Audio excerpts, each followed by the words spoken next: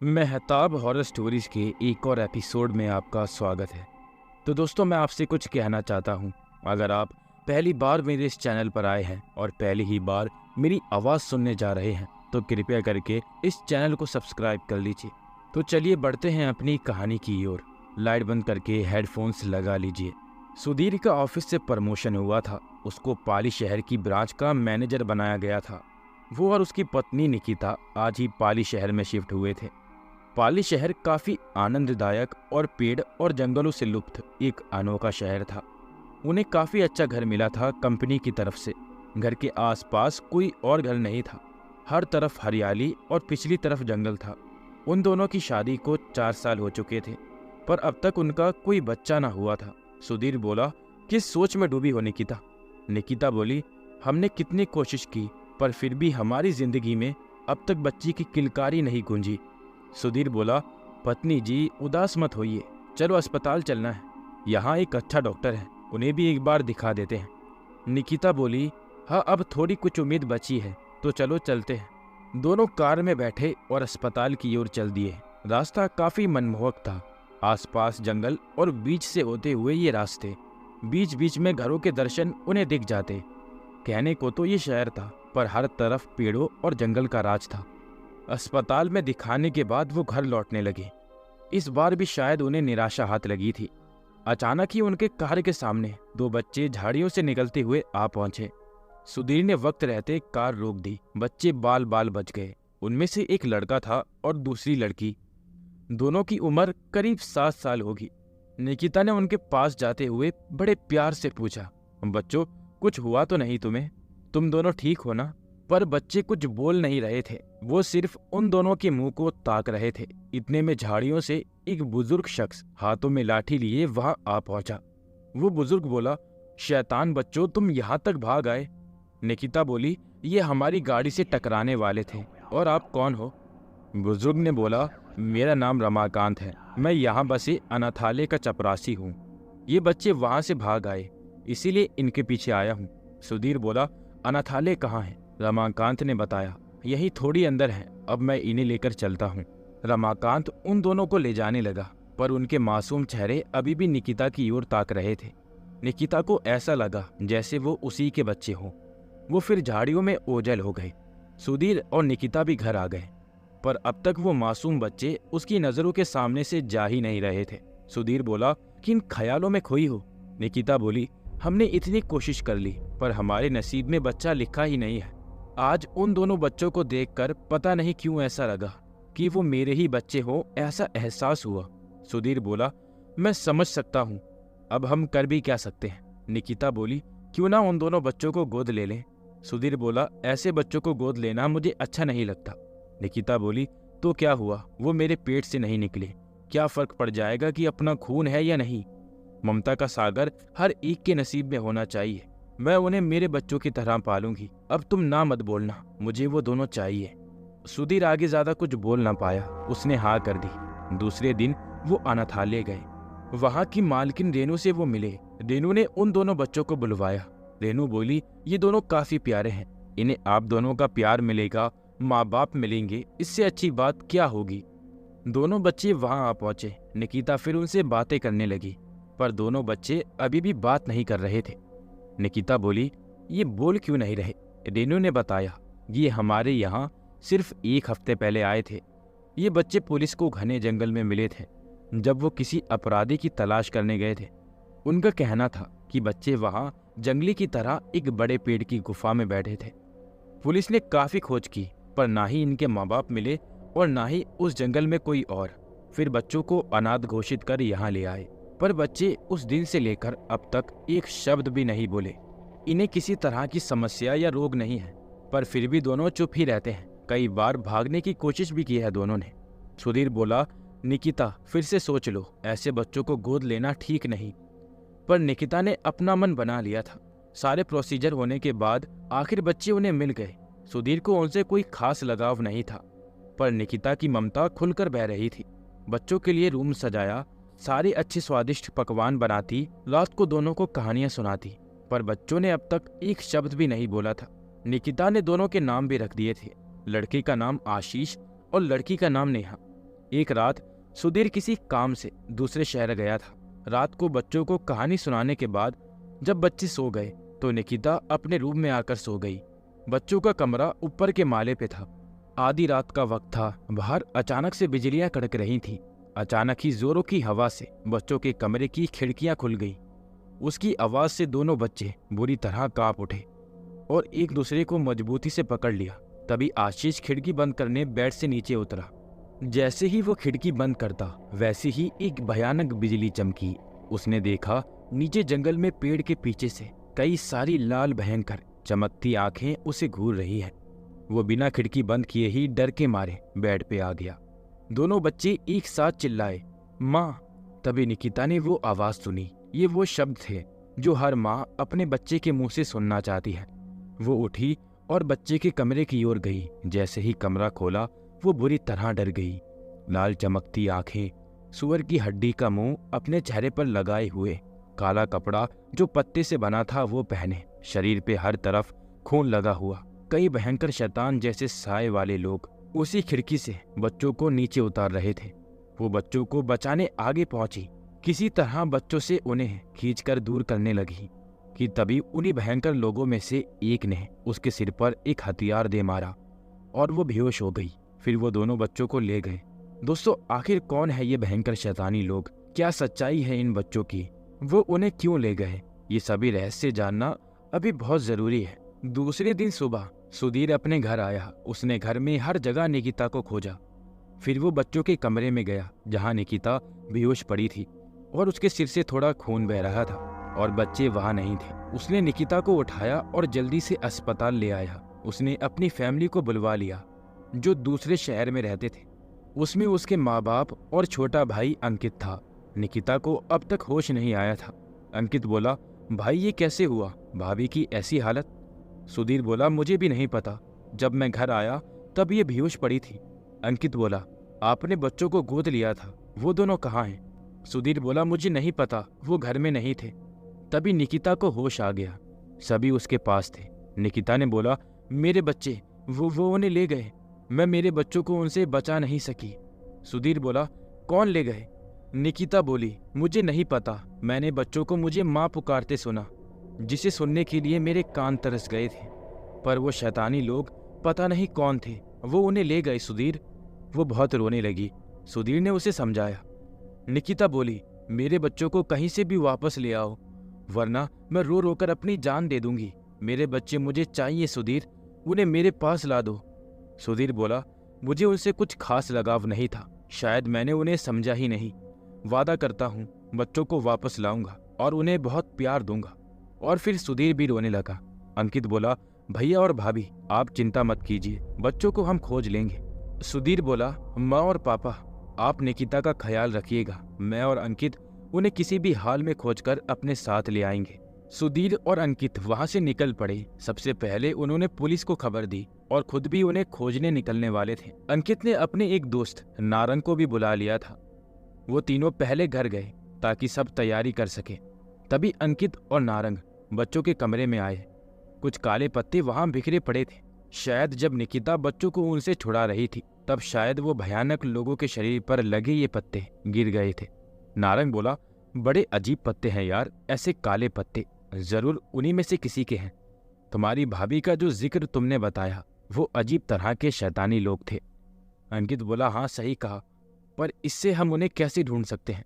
नारंग बोला, मेरे uncle nature के बारे में काफी जानकारी रखते हैं। वो हमेशा पेड़ और पत्तों की नई शाखाएं खोजते रहते हैं।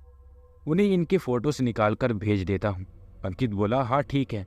नारंग ने वो फोटोज अपने अंकल को भेज दिए। कुछ देर बाद उनका बड़ा सा मैसेज आया। उसमें लिखा था, ये पत्ती काफी कम है। मैंने थोड़ी रिसर्च की। कहते हैं कि जंगलों में मकेर जंगली आदिवासी प्रजाति के लोग उन पत्तों का इस्तेमाल करते थे। वो पत्ते वहीं के जंगलों में पाए जाते थे, पर हजारों सालों पहले ही उन आदिवासियों की प्रजाति खत्म हो गई थी। ऐसा कहा जाता है शायद वो आज भी मौजूद हो। कुछ यकीन से कह नहीं सकते क्योंकि वो घने जंगलों में रहा करते थे। किसी को उनके बारे में ज्यादा कुछ नहीं पता। सुधीर ने भी पीछे से वो बात सुन ली और कहा, ये पत्ते यहाँ मिले, मतलब वही लोग बच्चों को ले गए होंगे। अंकित बोला, यकीन से नहीं कह सकते कि वही लोग हों। क्योंकि हजारों सालों से उनका कोई अंश पाया नहीं गया। सिर्फ इन पत्तों से हम ये नहीं मान सकते कि ये वही लोग थे या फिर कोई और। नारंग बोला, सच में कोई भूत तो बच्चों को नहीं ले गया? सुधीर बोला, ये तो पता अब उन जंगलों में जाकर ही लगेगा। तैयारी कर लो, हमें अब चलना चाहिए। तीनों ने ठान लिया कि वो उन जंगलों में जाकर उसकी खोज करेंगे। क्या बच्चों को सच में कोई भूत ले गया या फिर ये हजारों सालों से खत्म अचानक आए वो जंगली आदिवासी हैं? वो जंकर जंगल काफी विशाल विस्तार में फैला हुआ था, काफी घना था। दूसरे शहरों से करीब 75 किलोमीटर पर वो जंगल आता था। कहा जाता है कि उन जंगलों में जो कोई अंदर तक चला जाए तो रास्ता भूल जाते हैं और कभी वापस नहीं आ पाते। ये तीनों जंगल तक कार लिए पहुंच गए, पर घने जंगल में जाने के लिए उन्हें पैदल ही जाना था। सुधीर ने कहा कि तुम दोनों में से जो वापस जाना चाहता हो चला जाए, पर मैं बच्चों को खोज कर रहूंगा। पर अंकित और नारंग ने मना कर दिया। वो बोले, कुछ भी हो जाए हम भी साथ जाएंगे। बैग में कुछ खाने का सामान और टॉर्च और बड़े बड़े चाकू जो जंगली कांटेदार झाड़ियों को काट सके वो तीनों लेकर आए थे और वो तीनों आगे बढ़ने लगे। बच्चों कहाँ हो, ऐसे चिल्लाते हुए वो आगे बढ़ रहे थे। अब 3 दिन गुजर चुके थे। वो घने जंगल में थे, काफी थके हुए, खाना भी खत्म हो चुका था, वापस जाने का रास्ता भी भूल चुके थे। रात के वक्त टॉर्च लिए जब अंकित की नजर उन्हीं पत्तों पर पड़ी, बिल्कुल वैसे ही पत्ते थे। उन कालो पत्तों का पूरा साम्राज्य वहां था। तभी उन पत्तों के बीच से हलचल होने लगी। तीनों बुरी तरह कांप उठे। वही भयानक लोग, लाल चमकती आंखें और सुअर जैसी मुंह की हड्डी चेहरे पर पहने, शरीर पर लगा खून, और वो लोग तीरों से उनके ऊपर निशाना बनाए खड़े थे। वो भयानक लोग उन्हें बंदी बना अपने कबीले में ले आए। वो इंसानों की तरह ही थे, पर शरीर से बड़े, जैसे शैतान धरती पर रह रहे हो। उन्होंने तीनों को पकड़ा और पेड़ से बांध दिया। उन पर कुछ जंगली पत्तियों से बने मसाले उन पर लगा रहे थे, शायद वो उन्हें खाने वाले थे। एक जंगली जो शायद उनका सरदार था, आगे एक भयंकर कुल्हाड़ी लिए आया। एक जिंदा बकरी को भी उन्होंने लटका रखा था। उस कुल्हाड़ी से बकरी का गला काट दिया। उसका खून एक लकड़ी के बर्तन में भरने लगा और उसे पी गया। हर तरफ वो चिल्ला रहे थे, मानो शैतान धरती से निकलकर इन्हें खा जाएगा। वो नारंग का गला काटने आगे बढ़ा। नारंग बोला, ए ईश्वर, मेरी तो अभी शादी भी नहीं हुई, मेरा मरना आपने लिख भी दिया इतनी जल्दी। ये तो मुझे कच्चा खाने आ रहा है, बचाओ बचाओ।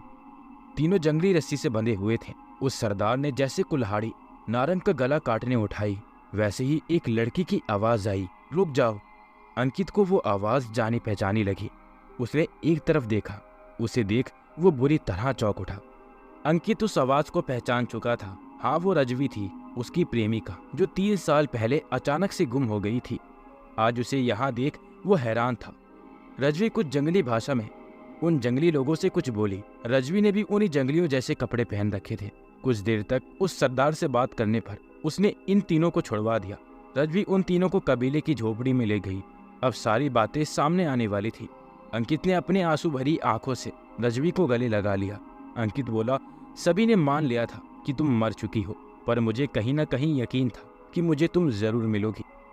रजवी के भी आंसू निकल आए। काफी भावुक पल था वो। रजवी ने उन्हें खाने के लिए फल दिए। वो तीनों काफी भूखे थे। फिर उसने बताना शुरू किया। रजवी बोली, अंकित, तुम्हें तो पता ही है मुझे रिसर्च करने का कितना शौक था। बस उसी रिसर्च ने मुझे यहाँ लाकर कैद कर लिया। ये मकैर जंगली आदिवासी प्रजाति है जो हजारों सालों पहले खत्म हो गई थी, सभी ऐसा मानते हैं। फिर मैंने इसी पे रिसर्च करना स्टार्ट किया। मैं यहाँ घने जंगल तक आ पहुंची। आखिर मुझे ये मिल गए। हाँ, ये लोग आज भी मौजूद हैं। मेरे रिसर्च के लिए ये बड़ी कामयाबी थी। ये लोग तुम्हारी तरह ही मुझे मारने वाले थे, पर सरदार की जो पत्नी थी उसने उन्हें रोक दिया, पर मुझे यहीं रहने पर मजबूर कर दिया ताकि ये लोग अभी भी हैं ये किसी को ना बता सकूं। अब ये लोग तुम तीनों को भी वापस नहीं जाने देंगे। सुधीर बोला, ये लोग ऐसा कर क्यों रहे हैं? रजवी बोली, ये लोग नहीं चाहते कि बाकी दुनिया को इनका पता लगे। ये नहीं चाहते कि खंडहीर की आत्माएं बाहर निकल आएं। नारंग बोला, आत्माएं? रजवी बोली, हाँ, भयानक और काफी खतरनाक आत्माएं। फिलहाल उनका आतंक कम हो गया क्योंकि उन्हें वो बच्चे फिर से मिल गए। सुधीर बोला, बच्चे? मतलब यही जंगली आदिवासी उन्हें मेरे घर से ले आए? सुधीर ने पूरी बात रजवी को बताई। रजवी बोली, मतलब तुम सभी उन बच्चों के लिए इस मुसीबत में आ पड़े? अंकित बोला, ऐसा क्या है उन बच्चों में? रजवी बोली, वो आत्माओं के बच्चे हैं। ये वही खंडहर की भयानक आत्माएं हैं। जब बच्चे यहाँ नहीं थे, उन्होंने यहाँ कहर मचा दिया था। हजारों कबीलेवासी आज तक उनके हाथों मारे गए थे। जब तक यहाँ बच्चे नहीं मिले, उतने दिनों में 100 से भी ज्यादा कबीलेवासियों की रात में मौत हो गई। उन्हीं आत्माओं ने उन्हें मारा। सुधीर बोला, पर वो बच्चे कोई भूत नहीं, वो तो इंसान की तरह ही थे। रजवी बोली, हाँ, कबीले वालों का कहना है कि कुछ सालों पहले एक परिवार भटकते हुए इस जंगल में आ पहुंचा था। वो रात में खंडहर आत्मा के इलाके में गलती से घुस गए। वो रास्ता भटक चुके थे। फिर क्या था, आत्माओं ने उन्हें मार दिया, पर उनके साथ 2 छोटे बच्चे थे। आत्माओं ने उन्हें नहीं मारा और अपने साथ वहीं रख लिया। यहाँ कबीले के एक महात्मा ने अपनी कुछ शक्तियों से उन बच्चों को इतने सालों बाद बाहर निकाला। उनके चंगुल से वो उन्हें बहुत दूर लेकर भाग चुके थे, पर कुछ दिनों पहले ही उन महात्मा की सिर कटी लाश मिली। उन आत्माओं ने उन्हें खोज के मार दिया, पर बच्चे अभी भी गायब थे। इसीलिए आत्मा ने यहाँ कोहराम मचा दिया। इसीलिए किसी तरह कबीले वालों ने बच्चों को खोज कर फिर से उसे खंडहर आत्मा के जंगल में छोड़ आए। अंकित बोला, अब हम बच्चों को और खुद को कैसे बचाएं? रजवी बोली, यहाँ से भागना मुश्किल है।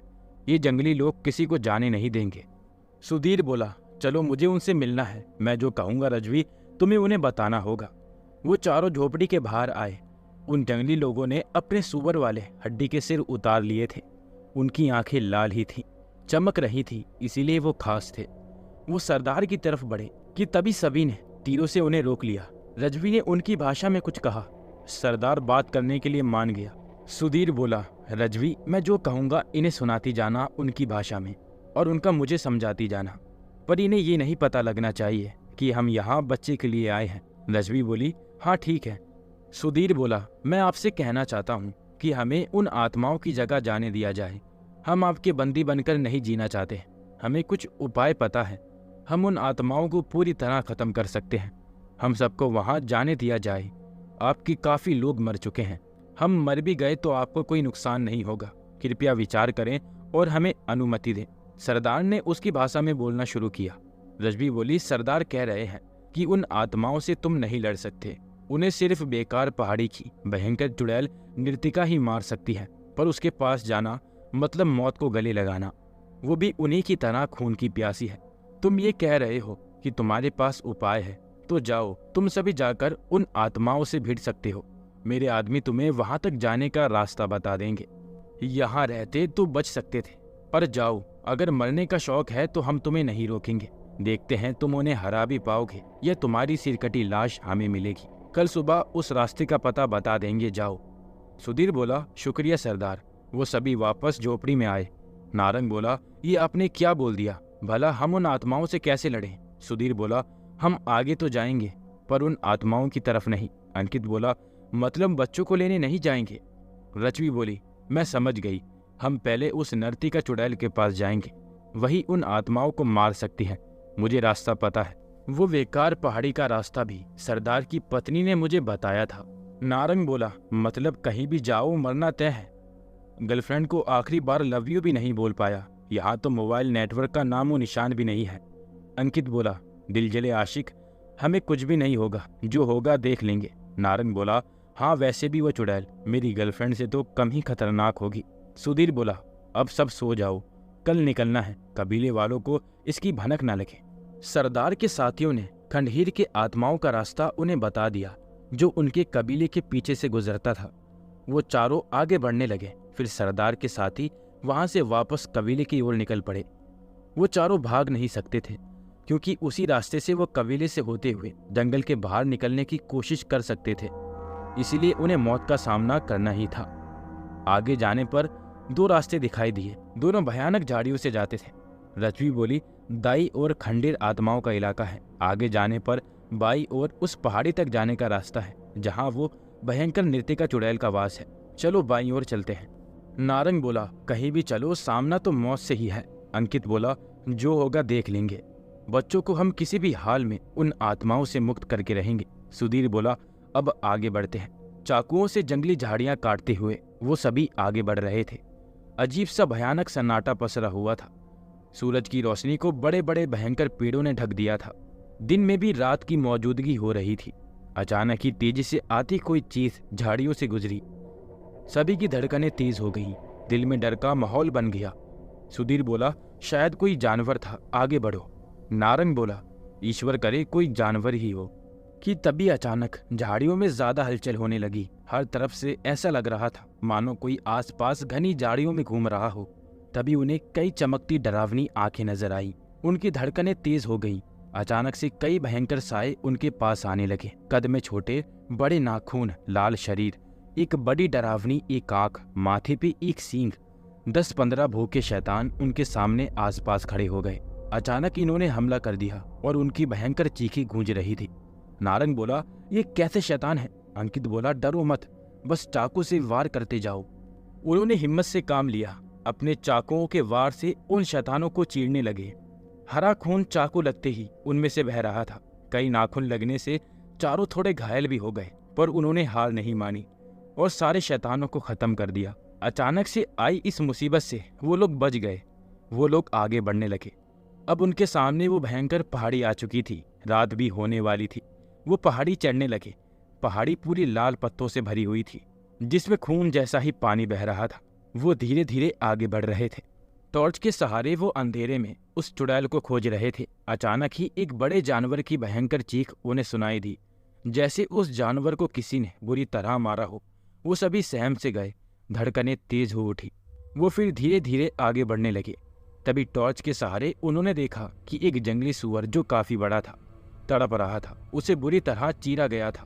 तभी सभी ने टॉर्च उस तरफ की। सभी के रोंगटे खड़े हो गए। सूअर के पेट में उसका मांस खाती हुई एक भयानक चुड़ैल उन्हें नजर आई। तभी वो चुड़ैल रुक गई। उसने अपना मुंह उनकी तरफ घुमाया। उसके मुंह में अभी भी सूअर की हड्डियां थी। पूरा शरीर लाल, नीली आंखें, लंबी चोटी, काले नुकीले भयानक दांत, नुकीले धारदार नाखून। कद में उनसे दुगनी बड़ी। गुस्से से उन्हें घूर रही थी। उसके इलाके में आकर उन्होंने गलती कर दी थी। तभी उस चुड़ैल ने सूअर की एक धारदार हड्डी निकाली और उनकी तरफ दे मारी। सुधीर के हाथ की वो टॉर्च हड्डी लगने से गिर गई। वो उठी और पूरी ताकत से अजीब आवाज में चिल्लाई। चारों यहाँ वहाँ भागने लगे। सब एक दूसरे से दूर हो गए। वो चुड़ैल उन्हें खोजे जा रही थी। उसकी आंखों में इतना गुस्सा था कि सभी को कच्चा ही चबा जाती। सुधीर, अंकित और नारंग अलग अलग जगह झाड़ियों में छुपे थे, पर रजवी एक पेड़ के पीछे छुपी हुई थी। चुड़ैल ने रजवी को देख लिया और आकर उसे बुरी तरह पकड़ लिया। फिर उन झाड़ियों के पास आकर चिल्लाने लगी। वो चुड़ैल बोली, मेरे इलाके में आने की हिम्मत कैसे की तुमने?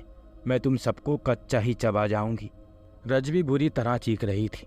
चुड़ैल ने अपने नाखून बड़े किए और उसके पेट में घुसाने वाली थी कि तभी सुधीर, अंकित और नारंग बाहर आ गए। अंकित बोला, उसे छोड़ दो, मुझे मार दो, पर उसे जाने दो। चुड़ैल बोली, तुम मेरी पहाड़ी पर आए कैसे? तुम सबको मार दूंगी।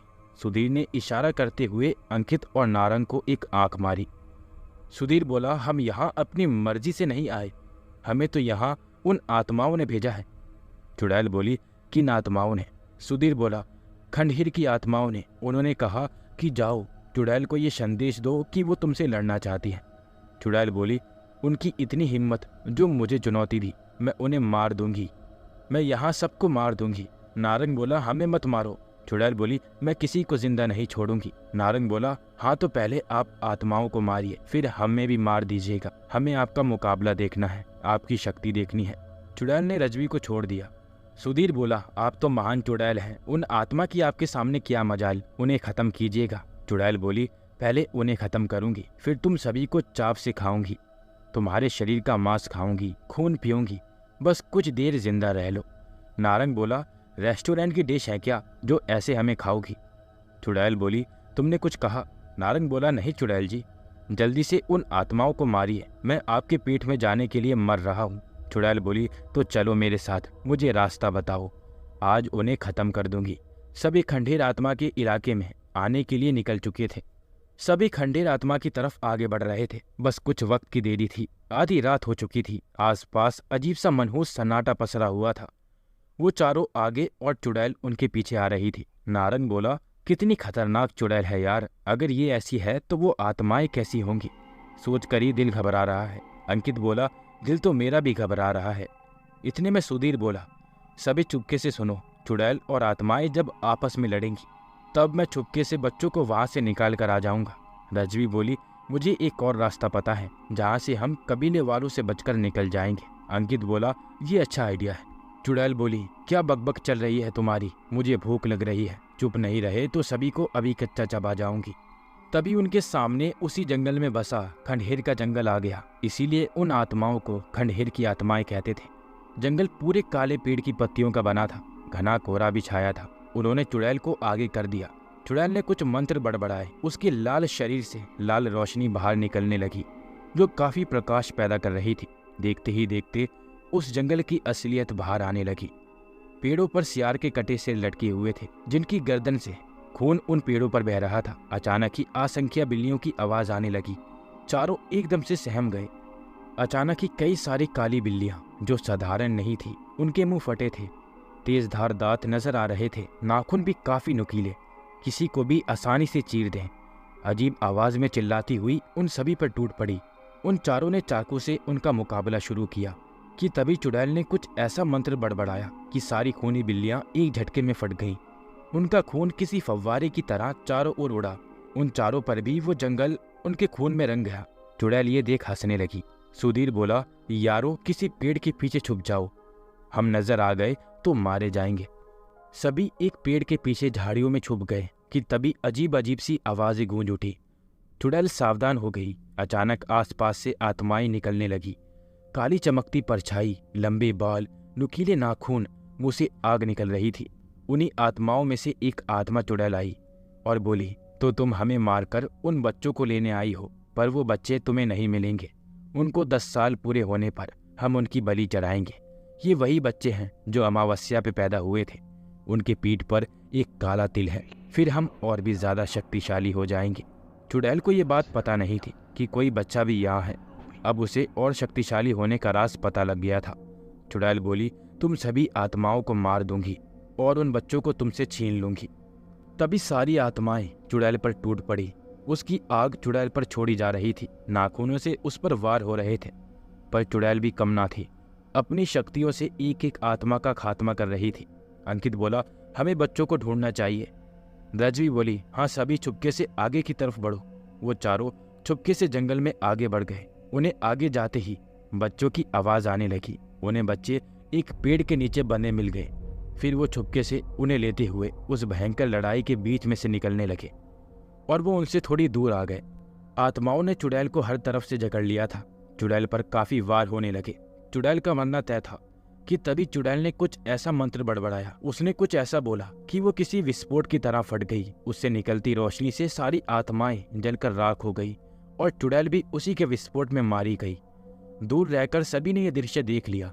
चुड़ैल और आत्माएं खत्म हो गईं। सभी खुश हो गए। तभी एक आत्मा अभी भी जिंदा थी, बड़ी ही भयंकर, उन्हीं के सामने आकर खड़ी हो गई। बच्चे रजवी के पास थे। वो आत्मा रजवी को मारने आगे बढ़ी।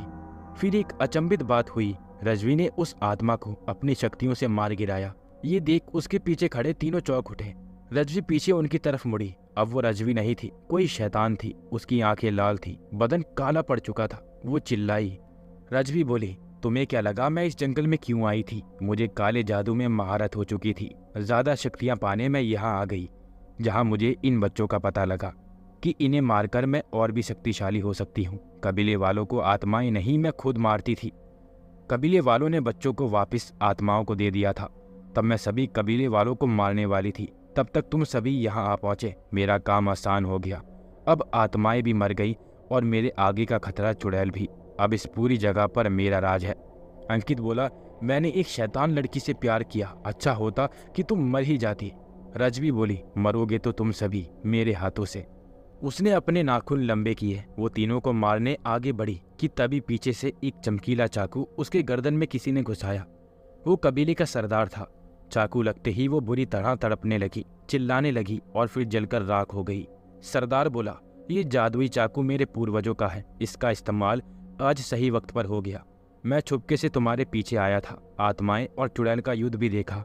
अब हमारा इलाका शांत हो गया। मुझे तुम्हारी भाषा आती है, पर मैंने जानबूझकर इस्तेमाल नहीं की। मुझे रजवी पे कुछ शक था। आज यकीन हुआ कि असली शैतान तो यही थी। बच्चों को तुम ले जा सकते हो। तीनों ने सरदार से शुक्रिया कहा। सरदार ने उन्हें रास्ता दिखाकर जंगल के बाहर भिजवा दिया और वादा लिया कि कभी उनके बारे में किसी को नहीं बताओगे। बच्चे वापस मिलने से निकिता अब खुश थी। वो उनसे बहुत प्यार करती थी। सुधीर भी अब बच्चों को काफी प्यार देता था। बच्चे अब बोलना सीख गए थे। अंकित ने भी एक अच्छी लड़की देखकर शादी कर ली। वो पूरा परिवार अब खुश था। दोस्तों, आशा करता हूँ आपको ये कहानी अच्छी लगी होगी। अगर आपको ये कहानी अच्छी लगी है तो मुझे कमेंट में ज़रूर बताएं और इस वीडियो को लाइक एंड चैनल को सब्सक्राइब ज़रूर कर दें।